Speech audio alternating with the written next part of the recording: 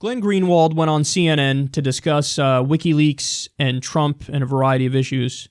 And he made a good point that I want to share with you here. Now, he's talking to Michael Smerconish. Nobody knows who Michael Smerconish is. His family is like, wait, who? Who's Michael Smerconish? He has a show on CNN, and I don't even think he knows that he has a show on CNN.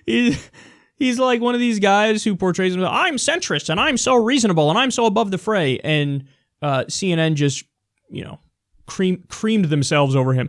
Oh, yeah, he pretends to be in the middle of, like, two insanely far right-wing corporatist parties, so he's so reasonable and above the fray. He's like Wolf Blitzer 2.0. So now that I'm done ripping on Michael Smerconish, let's look at his back and forth with Glenn Greenwald here, and then we'll discuss. Glenn, I've got to ask you about the big picture issue being this ongoing probe of presumed Russian hack or attempted hack of the American election. I follow you on Twitter, and you tweeted something that caught my eye. Put that up on the screen, and I'll read it aloud. Number one, Trump presidency is dangerous. Number two, CIA deep state abuse of spy powers to subvert elected government is dangerous. One can cogently believe both. Speak to that issue. Sure. I mean, I'm somebody who has advocated a lot of political positions, devoted my journalism and my legal career before that to a lot of positions that the Trump presidency is waging war on. So I do think the Trump presidency poses severe dangers.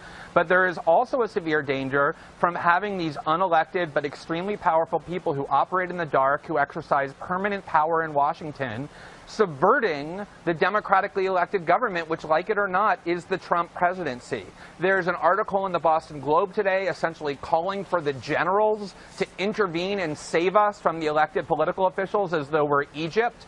There's a lot of calls from Democrats for the CIA to continue to subvert the Trump administration, which they dislike for a whole variety of ideological reasons. And I'm very worried, not just about the dangers posed by the Trump presidency, but of this desire that we seem to have the military-industrial complex, as Dwight Eisenhower called it when he warned about them 60 years ago, intervening in our democracy by imposing their own will outside of the democratic process. Yeah, so this is a troubling trend that I've seen too. There's, among the establishment Democrats, the corporate Democrats, there's this willingness to align with people who you're not supposed to agree with on basically anything. So, for example, Evan McMullin, this guy from Utah, Mormon, I think he was in one of the intelligence agencies in the CIA or something. He ran for president just to try to jack Utah from Trump and actually give Hillary a better chance of winning.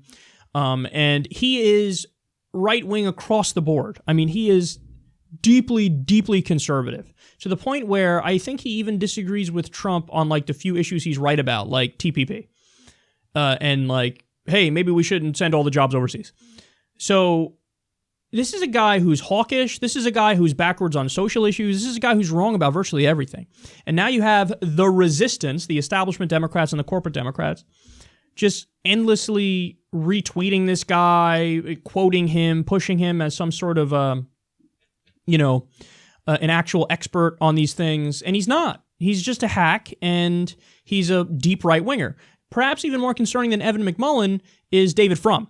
David Frum is a neocon.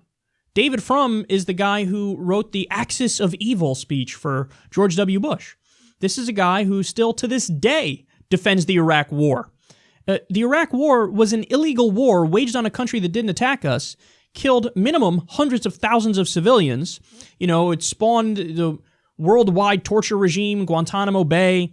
I mean, we're talking about war crimes here. We're talking about brazen violations of international law, people who should be in prison. And now establishment Democrats are saying, oh, I love David Frum. I love David Frum because David Frum is anti-Trump.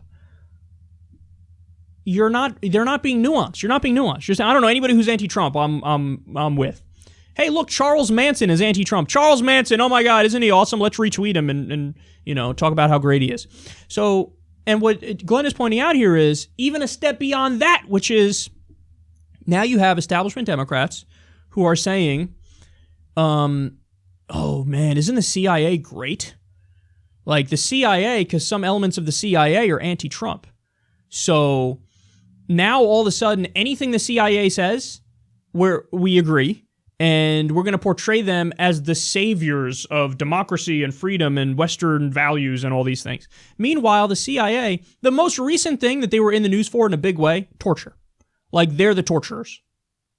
There's that. There's the fact that, during the Cold War, they toppled governments all over the place, specifically in South America. Obviously, Vietnam, we had the all-out war there, but in South America, toppled democratically elected leaders, put in fascist puppets who would represent America and represent our corporations specifically and fight the scourge of communism, even though there were democratically elected governments that we were overthrowing. So now you have establishment Democrats saying the CIA is so woke. And isn't that great? And you even have some who are outwardly calling for going back to the Cold War, who are saying, man, wasn't it a great time, a simpler time when everybody agreed that Russia was an enemy? And the response to that is, just like Glenn himself said, what was so great about the Cold War? Was it the fact that there was near nuclear annihilation? Was it the fact that we overthrew foreign governments we didn't like, even though they were democratically elected? Was it Vietnam and the over 1 million people who were killed there? What did you like so much about it? But the point is, to be anti-Trump means you could take that position. Like, oh, since Trump seems like he's on a more, he's taking an approach towards Vladimir Putin that's less hawkish, well, now we're just more hawkish on the issue of Russia. And so the idea is blind obstruction is the way to go, even if that means aligning ourselves with neocons, even if that means wanting to revive the Cold War. And I've always said, look, the answer is obstruction when there should be obstruction. So if he wants to gut the EPA as he does, if he wants to cut regulations up to 80% as he does, if he wants to raise taxes on the middle class as he did as his first act as president in an executive order. So if it's picking ExxonMobil's CEO for Secretary of State, yeah, obstruction. If it's picking Scott Pruitt for the EPA, yeah, obstruction. But there's also holding him accountable, which is when he says things that are good, you say, no, now I'm going to hold you to that. So I'm not going to cut Medicare, I'm not going to cut Medicaid. Okay, why are you appointing privatizers to those agencies then? So this is what you do. This is the approach Bernie Sanders has taken, Elizabeth Warren has taken. But all the establishment Dems are they're so substanceless and they don't care about the issues, so they don't know how to hold him accountable on the right issues and to obstruct him on the right issues. So what they do is that just anybody who's anti-Trump is my friend, I'm aligning with them, and anything that feels like it's anti-Trump, I'm on board with. So now the fucking resurrecting the Cold War feels like it's anti-Trump, so I'm on board with that. Aligning with the CIA and calling them heroes feels like it's anti-Trump, so now I'm on board with the CIA. And what Glenn is saying is, no, you idiots. Look at it based on the issues, look at it based on the facts, and don't just be blind obstructionists, because that's why everybody hated Mitch McConnell and the Republicans and how they treated Obama. So don't be a partisan dick. Go by the actual facts and the issues and be reasonable about how to approach this. And unfortunately, we're not seeing that currently with the Democrats.